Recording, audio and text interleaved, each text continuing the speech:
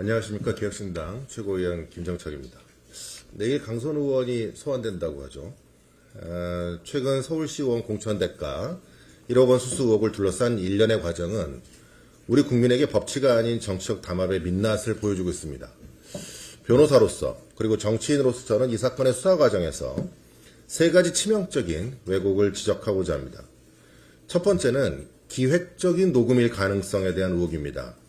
공개된 김병기 의원과 강선우 의원 간의 녹취는 누가 봐도 수사기관에 제출하기 위해서 치밀하게 설계된 대본 있는 연극일 가능성이 높습니다. 평소와 다른 너무나 정지된 톤, 그리고 사무국장이 돈을 가지고 있었던 것 아니냐며 책임을 하급자에게 떠넘기는 유도 질문. 이는 실적 진실을 밝히려는 대화가 아니라 훗날의 기소를 대비한 법리적 방어막이자 전형적인 꼬리 자르기용 보험으로 보이는 것은 저만의 생각일까요? 그 이유는 강선 의원의 말투 역시 갑질로 장관 후보에서 낭만 사람이라고 보기 어려울 정도로 말투가 달랐다는 것. 녹취에서 나오는 강선 의원의 보좌관은 사무국장으로서 김병기 의원의 사람이었다는 점. 김병기 의원은 녹취에서 마치 자신은 공천에서 공정하고 깨끗한 사람인 것처럼 말하지만 동작구 구의원 등으로부터 3천만 원을 받고 닭발을 결제시키고 노량진 수산시장에서 단체 무전 취식을 하는 등 그 이전부터 공천 헌금을 받아온 것으로 보인다는 점. 그리고 결정적으로 부적격자인 김경희, 뇌물을 줄여야 한다는 것을 알고도 그 다음날 공천을 줬다는 점입니다. 따라서 이 녹취는 의도적으로 짜고 친 녹음일 수 있습니다. 이게 주가조작 금융사기범의 수법과 너무 닮았습니다. 이 주가조작범들이 어떻게 하냐면 주식을 팔기로 다 해놓고는 서로 녹음을 합니다. 그래서 서로 녹음하면서 야 그거 팔면 안 돼. 그거 절대 팔면 안 돼. 하지 말라고 했어 나는. 이렇게 얘기하는 녹음을 만들고 실제로는 다 팔아버립니다. 이 사건도 김경 공천할 거면 마치 자신은 공천에 반대하는 듯한 말을 김병기 의원은 합니다.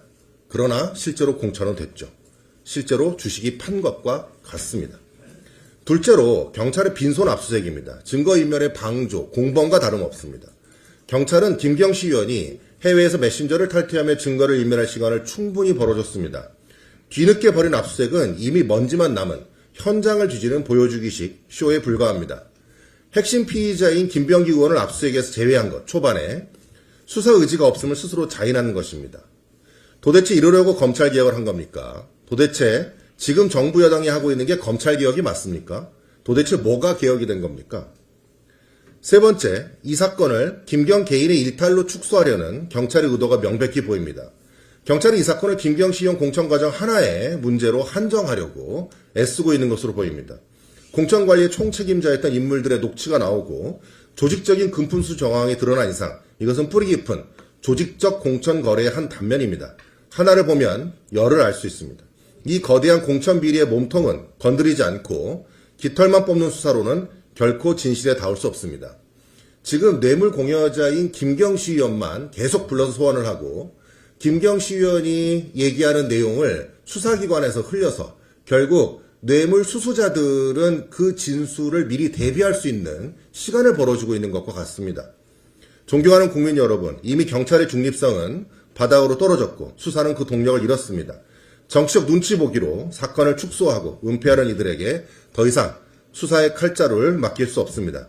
이제 특검만이 답입니다. 개혁신당은 진실을 수호하는 팩트 가디언으로서 거대 양당의 기득권 카르텔이 이 사건을 덮으려는 시도를 결코 좌시하지 않겠습니다. 특검을 통해서 공천시장의 썩은 뿌리를 완전히 도려내야 합니다. 이상입니다.